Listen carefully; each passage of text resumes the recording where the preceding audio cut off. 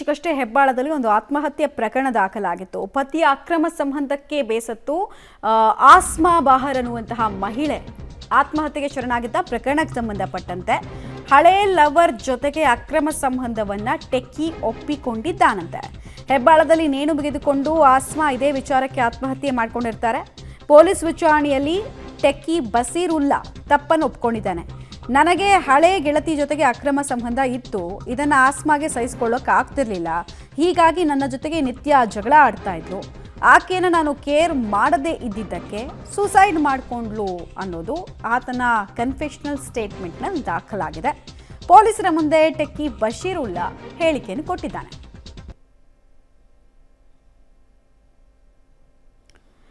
Details ಕೊಡ್ತಾರೆ. ಉಮೇಶ್ ನೇರ ಸಂಪರ್ಕದಲ್ಲಿ ಜಾಯ್ನ್ ಆಗ್ತಾರೆ. ಉಮೇಶ್, ಈತ ಈಗ ಕನ್ಫೆಷನಲ್ ಸ್ಟೇಟ್ಮೆಂಟಲ್ಲಿ ತಪ್ಪೊಪ್ಕೊಂಡಿದ್ದಾನೆ.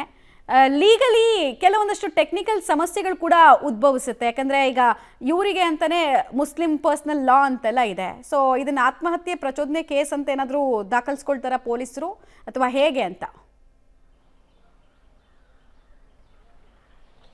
ಮಮತಾ, ಈಗಾಗಲೇ ಆತ್ಮಹತ್ಯೆಗೆ ಪ್ರಚೋದನೆ ಕೇಸ್ ಅಡಿ ಹೆಬ್ಬಾಳ ಪೊಲೀಸರು ಬಂಧನ ಮಾಡಿರುವಂಥದ್ದು. ಕಳೆದ 10ನೇ ತಾರೀಕು ಹೆಬ್ಬಾಳದ ಕನಕನಗರದಲ್ಲಿ ಬಹರ್ ಆಸ್ಮಾ ಏನಿದ್ರು ಅವರು ನೇಣಿಗೆ ಶರಣಾಗಿದ್ರು. ಆ ಸಂದರ್ಭದಲ್ಲಿ ಮಧ್ಯಾಹ್ನದ ಹೊತ್ತಿಗೆ ನೇಣಿಗೆ ಶರಣಾದರೂ ಕೂಡ ಅವರ ಕುಟುಂಬಸ್ಥರಿಗೆ ಈತ ವಿಷಯ ತಿಳಿಸ್ದೇನೆ ಆ ನಂತರದಲ್ಲಿ ಇವ್ರು ನೇರವಾಗಿ ಪೊಲೀಸರನ್ನು ಕರೆದು ಅದರ ಪ್ರೊಸೀಜರ್ ಏನಿದೆ ಅದು ಮಾಡಿಸ್ತಿರ್ತಾನೆ.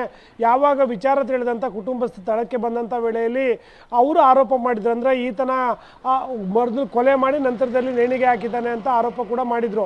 ಪೊಲೀಸರು ಯಾವಾಗ ಸ್ಥಳಕ್ಕೆ ಹೋಗಿ ಪರಿಶೀಲನೆ ಮಾಡಿ ಆತನನ್ನು ವಶಕ್ಕೆ ಪಡೆದು ವಿಚಾರಣೆ ಮಾಡ್ತಾರೆ. ವಿಚಾರಣೆ ಮಾಡಿದಂಥ ವೇಳೆಯಲ್ಲಿ ಬಶೀರುಲ್ಲಾ ಏನಿದ್ದ ಆತ ಟೆಕ್ಕಿಯಾಗಿ ಕೆಲಸ ಮಾಡ್ತಾನೆ. ಆತ ದೆಹಲಿಗೆ ಹೋದಂಥ ವೇಳೆಯಲ್ಲಿ ಅಲ್ಲಿ ಅಂದರೆ ಕಾಲೇಜು ದಿನಗಳಲ್ಲಿ ಆಕೆ ಒಬ್ಬ ಯುವತಿಯನ್ನು ಪ್ರೀತಿಸ್ತಾ ಇರ್ತಾನೆ. ಆ ಯುವತಿಯ ಜೊತೆಗೆ ಸಂಪರ್ಕ ಮತ್ತೆ ಕನೆಕ್ಟ್ ಆದ ನಂತರದಲ್ಲಿ ಬಹಾರ್ ಆಸ್ಮಾನ ಅವಾಯ್ಡ್ ಮಾಡ್ತಿರ್ತಾನೆ. ಈ ವಿಚಾರ ತಿಳಿದಂಥ ಪತ್ನಿ ಏನಿದ್ದಾರೆ ಆಗ ಗಲಾಟೆ ಮಾಡುವಂಥದ್ದು. ಇದೇ ವಿಚಾರಕ್ಕೆ ಸಂಬಂಧಪಟ್ಟ ಹಾಗೆ ಗಲಾಟೆ ಆಗಿ ಬಹಾರ್ ಆಸ್ಮಾ ಆತ್ಮಹತ್ಯೆ ಮಾಡ್ಕೊಂಡಿದ್ರು ಅನ್ನೋದನ್ನು ಪೊಲೀಸರ ಮುಂದೆ ಆತನೇ ಒಪ್ಕೊಂಡಿರುವಂಥದ್ದು. ಹಾಗಾಗಿ ಈಗ ಪೊಲೀಸರು ಕೂಡ ಈ ಸಂಬಂಧಪಟ್ಟ ಹಾಗೆ ಈಗ ಆತ್ಮಹತ್ಯೆಗೆ ಪ್ರಚೋದನೆ ಅಡಿಯಲ್ಲಿ ಪ್ರಕರಣ ಕೂಡ ದಾಖಲು ಮಾಡಿಕೊಂಡು ಆತನನ್ನು ಬಂಧನ ಮಾಡಿದ್ದಾರೆ. ಮಮತಾ, ರೈಟ್.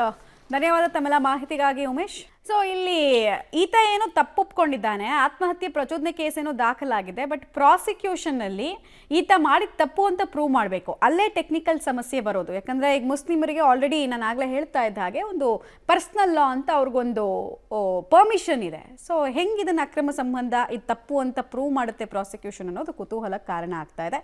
ಬಟ್ ಏನೇ ಆಗಲಿ ಆತನಿಗೆ ಬೇರೆ ಆಪ್ಷನ್ಸ್ ಇತ್ತು. ಒಂದೇ ಮದುವೆಗೆ ಮುಂಚೆನೇ ನನಗೆ ಆಗಲ್ಲ ಮದುವೆ ಅಂತ ಹೇಳಿದಿದ್ರೆ ಪಾಪ ಆಕೆ ಬದುಕಿರ್ತಾ ಇದ್ಲು. ಕೆಲವರು ಮಾಡುವಂತಹ ತಪ್ಪಿನಿಂದ ಇನ್ನು ಕೆಲವರ ಬದುಕು ಬರ್ಬಾದಾಗತ್ತೆ ಹೇಗೆ ಅನ್ನೋದಕ್ಕೆ ಇದು ಉದಾಹರಣೆ.